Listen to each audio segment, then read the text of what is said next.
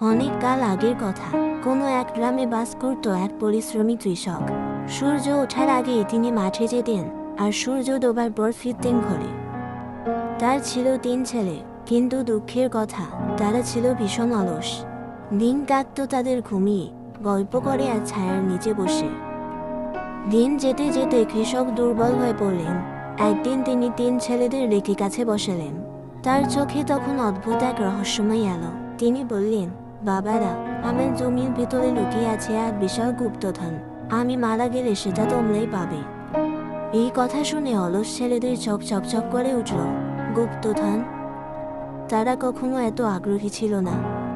কৃষক কিছুদিন পর মারা গেলেন। পরদিনই 3 ভাই কোদাল আর লাঙল নিয়ে মাঠে নেমে পড়ল। তারা জমির এক কোণা থেকে আরেক কোণা খুঁড়তে লাগলো।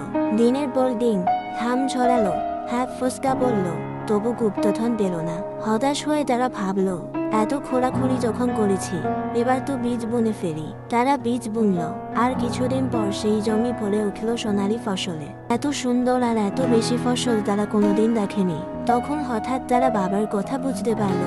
গুপ্তধন ছিল আসলে নিজেদের পরিশ্রম। 3 ভাই চোখে জল নিয়ে বলল, বাবা ঠিকই বলেছিলেন।